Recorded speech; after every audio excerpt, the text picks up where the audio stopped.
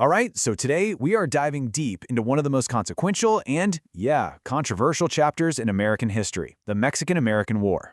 It's a story where you've got a president with this huge vision, a young congressman who dares to ask a really simple but powerful question, and a treaty whose promises, well, they would echo for generations to come.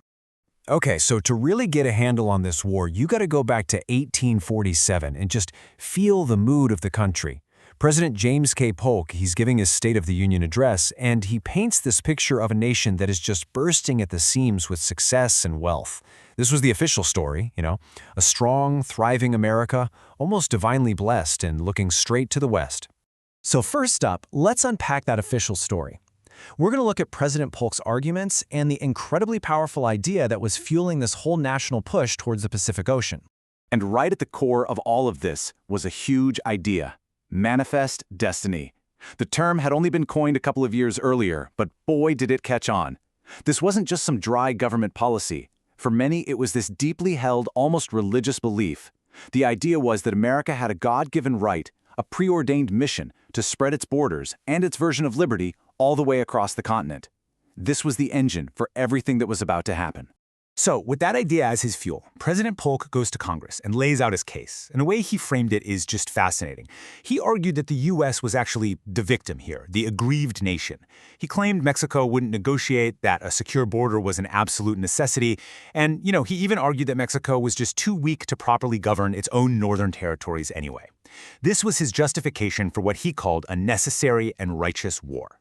But, as forceful as Polk's message was it really that simple?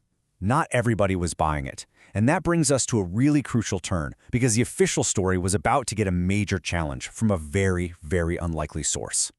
And this is where a little-known Whig representative stands up and asks the president to be specific, to point to the map and show exactly where this supposed aggression took place. And that congressman? Yep, a young Abraham Lincoln. We're talking long before the presidency, before he was a household name. He was a political newcomer, a freshman, taking a massive risk by publicly calling out the commander-in-chief in the middle of a war. He just wasn't convinced by Polk's story. And the way he did it was through what famously became known as the spot resolutions. And the logic was just devastatingly simple. He demanded that Polk identify the precise spot where American blood was first shed. And then he followed it up with a series of questions basically showing that this so-called spot was actually disputed territory that had never, ever legally belonged to the United States in the first place. He was picking apart the very foundation of the war. So what came of this brave challenge? Well, pretty much nothing. Congress didn't even debate his resolutions.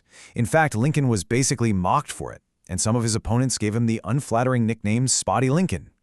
At the time, his challenge was a complete political failure. So while Lincoln's questions were just kind of echoing unanswered in Washington, the war itself raged on, and it ended decisively. And that brings us to the treaty that would formally end the fighting and redraw the map of North America forever. And when you look at who was at the negotiating table in 1848, man, it tells you everything you need to know. This was not a meeting of equals. On one side, you have the United States, a victorious army, literally occupying Mexico City, a strong economy. And on the other side, a defeated nation, politically shattered, financially collapsing, and terrified of being completely conquered. The U.S. was holding all the cards. The result of this huge power imbalance? Mexico was forced to give up a staggering amount of land. Just look at this number: 529,000 square miles. I mean, to put that into perspective for you, that was about half of Mexico's entire territory at the time. An entire region, what we now know as the American Southwest, changed hands. Just like that, the vision of manifest destiny, well, it was now a reality, etched right onto the map. But here's the thing. Conquest is never just about lines on a map, is it? It's about the people who live within those new lines. And the Treaty of Guadalupe Hidalgo actually made some very specific promises to the tens of thousands of Mexican citizens who suddenly woke up one day living in the United States. And if you read the treaty, the promises were crystal clear. It said that existing property rights would be inviolably respected. It promised that these new residents could become full U.S. citizens with all the rights and protections that come with it. On paper, it was a guarantee of equality, of security. It was all there in black and white. But, and this is the killer detail, here's the legal loophole that changed absolutely everything. In the American legal system, those promises in the treaty were considered not self-executing. What does that mean? It means they weren't automatic. They had no real legal power until and unless the U.S. Congress passed new laws to actually put them into effect. And this is exactly how those rock-solid promises on paper just evaporated in real life. Congress did pass new laws, but those laws totally flipped the script. Instead of the U.S. having to respect existing land titles, the burden of proof was suddenly shoved onto the landowners. Now they had to prove their ownership in a brand new legal system, in a foreign language, with documents that American courts often didn't understand or frankly just chose to ignore. And the result? It was just catastrophic for so many landowners. In New Mexico, for instance, check this out. American courts eventually threw out about 75%, 3/4 of all the original land claims. Generations of ownership just gone, wiped out by a judge's ruling.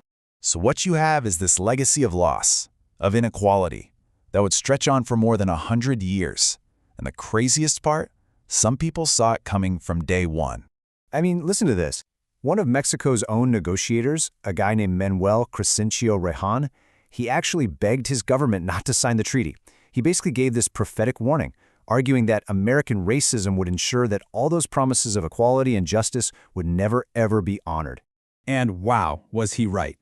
What's wild is that legally, Mexican Americans were classified as white. But did that legal status protect them? Not one bit. In reality, they faced intense, widespread discrimination in pretty much every part of life, from segregated schools to housing to jobs. The promises of the treaty were just that, paper. And all of this really leaves us with one big, final question to think about. The war absolutely fulfilled America's manifest destiny. It created the coast-to-coast nation that we know today.